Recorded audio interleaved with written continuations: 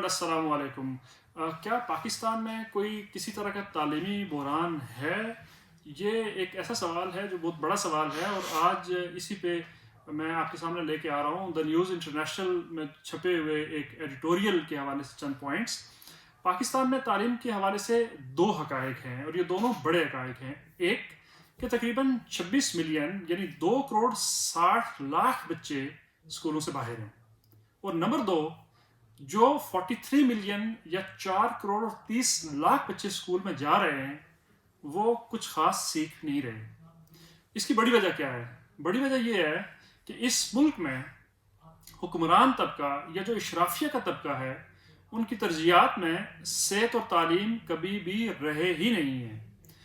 ایک حالیہ رپورٹ جو ایک تھنک ٹینک تبدلاب جو ہے اس نے جاری کی ہے، اس کے مطابق پرائمری کلاسز کے 100 میں سے صرف 23 بچے اپنی عمر کے حساب کے مطابق کوئی بھی کتاب پڑھ سکتے ہیں۔ باقی کے 77% بچے اگر مثال کے طور پر جماعت پنجم کے طالب علم ہیں تو وہ جماعت پنجم کی کوئی بھی کتاب پڑھنے سے قاصر ہیں، وہ اس کو پراپرلی نہ پڑھ سکتے ہیں اور نہ ہی سمجھ سکتے ہیں۔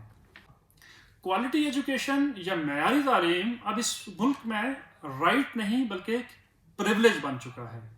جو والدین افورڈ کر سکتے ہیں وہ اپنے بچوں کو پرائیویٹ ایلیٹ اسکولوں میں بھیجتے ہیں جہاں سے وہ اچھی تعلیم حاصل کرتے ہیں، لیکن ان کی تعداد بڑی محدود ہے۔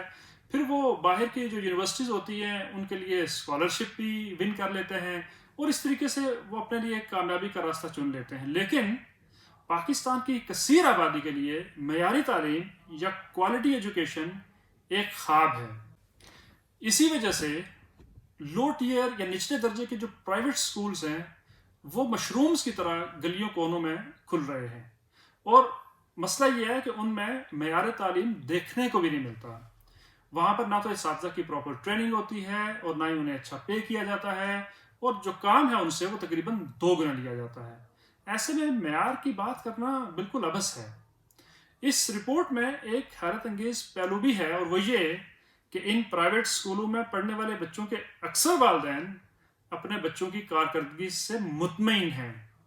اس کی وجہ کیا ہے؟ شاید اس کی وجہ یہ ہے کہ ان کو جو مارکس دیے جاتے ہیں یا جو گریڈز دیے جاتے ہیں، ان گریڈز اور مارکس کی وجہ سے والدین یہ سمجھتے ہیں کہ ان کے بچے اچھا پرفارم کر رہے ہیں۔ پاکستانی نظام تعلیم کا زیادہ تر انحصار رٹے پر ہے یا روٹ لرننگ پر ہے، کرٹیکل تھنکنگ یا تنقیدی صلاحیت پر بالکل بھی نہیں۔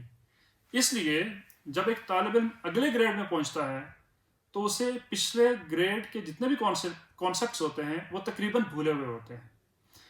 روٹ لرننگ کی وجہ سے پاکستانی طالب علموں کے پاس لوکل یا انڈیجنس مسائل کا کوئی حل نہیں ملتا، اور وہ صرف رٹے کی بنیاد پر مارکس لینے کی دوڑ میں لگے رہتے ہیں۔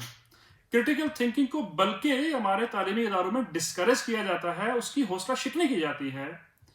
زبان کا بیریئر الگ ہے، اور جو زبان ہوتی ہے یا بدیسی زبان ہے خاص طور پر، یہ فورن لینگویج ہے، اس کے لیے کوالیفائڈ ٹیچرز بھی نہیں ملتے۔ جب تک رٹے کو کانسیپٹس، نالائق اور انٹرینڈ ٹیچرز کو ٹرینڈ اور انٹیلیجنٹ ٹیچرز، اور حکومتی عدم توجہی کو حکومتی اسپانسرشپ سے ریپلیس نہیں کیا جاتا، پاکستان کے موجودہ تعلیمی نظام سے بہتر نتائج کی توقع رکھنا محض ایک خام خیالی ہی ہوگی۔